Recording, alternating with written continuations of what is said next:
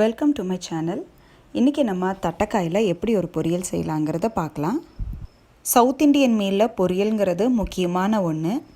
ஆனால் அந்த பொரியல் எந்த வகையான காய்களை வச்சு செய்கிறோங்கிறது ரொம்ப அவசியம்.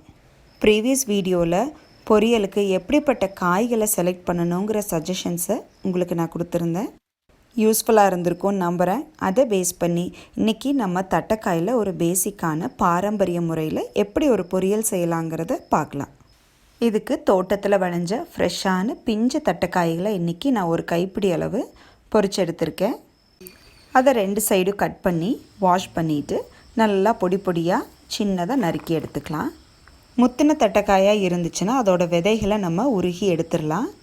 தோல் ரொம்ப கெட்டியாக இருக்கும், அதனால் பொரியலில் நம்ம சேர்த்துக்க போகிறதில்ல. நெக்ஸ்ட்டு பொரியல் செய்கிறதுக்கு ஒரு கடாயில் 2 டேபிள் ஸ்பூன் எண்ணெய் சூடு பண்ணி கடுகு போட்டு பொரிஞ்சதும் 1 டீஸ்பூன் கடலைப்பருப்பு, 1/2 டீஸ்பூன் வெள்ளை உளுத்தம் பருப்பு சேர்த்து பொன்னிறமாக வறுத்ததுக்கப்புறம் கட் பண்ணி வச்சுருக்கிற சின்ன வெங்காயம், வரமிளகா, பச்சை மிளகா, கருவேப்பிலை சேர்த்து ஒரு வணக்கி விட்டுடலாம். வெங்காயம் நல்லா வதங்கினதும் நம்ம கட் பண்ணி வச்சுருக்கிற தட்டைக்காயை இதோட சேர்த்துக்கலாம். 2 நிமிஷம் மிதமான சூட்டில் காயை நல்லா வதக்கி விட்டுக்குங்க. வேணும்னா ஒரு லிட்டு போட்டு கூட நீங்கள் மூடி வச்சு வேக வைக்கலாம். 2 நிமிஷம் கழித்து காய்க்கு தேவையான உப்பு, மிளகாத்தூள், மஞ்சத்தூள் சேர்க்க போகிறோம். 1 டீஸ்பூன் மஞ்சள் தூள், 1/2 டீஸ்பூன் மிளகாய்த்தூள், நான் வீட்டு மிளகாய்த்தூள் சேர்த்துருக்கேன். பொரியலுக்கு தேவையான 1/2 டீஸ்பூன் கல்லுப்பு சேர்த்துக்கோங்க. சால்ட் உப்பு சேர்த்துக்கிறவங்க உங்களோட உரப்புக்கு ஏற்ற மாதிரி ஆட் பண்ணிக்கலாம்.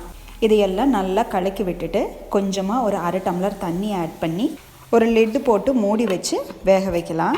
3 இல்லை 4 நிமிஷம் கழித்து பார்த்தோன்னா காய் நல்லா இந்த மாதிரி கலர் மாதிரி வெந்து வந்திருக்கும். இதை நல்லா கலக்கி விட்டுட்டு இந்த ஸ்டேஜில் உப்பு பார்த்துக்கோங்க, இல்லை காய் வெந்துருச்சானு செக் பண்ணிக்கோங்க. காய் வேகலைன்னா இன்னும் கொஞ்சம் தண்ணி ஆட் பண்ணி மூடி வச்சு அதே மாதிரி வேக வச்சுக்கலாம். காய் நல்லா வெந்ததுக்கப்புறம் துருவன தேங்காய் ஒரு 1/4 கப் சேர்த்து நல்லா கலக்கி விட்டுட்டு நம்ம ஸ்டவ் ஆஃப் பண்ணிக்கலாம்.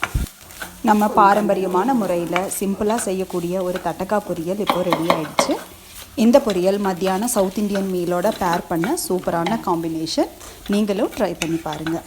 இது போல் சிம்பிள் அண்ட் ட்ரெடிஷ்னல் ரெசிபீஸ் பார்க்க என்னோடய சேனலை சப்ஸ்கிரைப் பண்ணுங்கள், ஷேர் பண்ணுங்கள். தேங்க்ஸ் ஃபார் வாட்சிங்.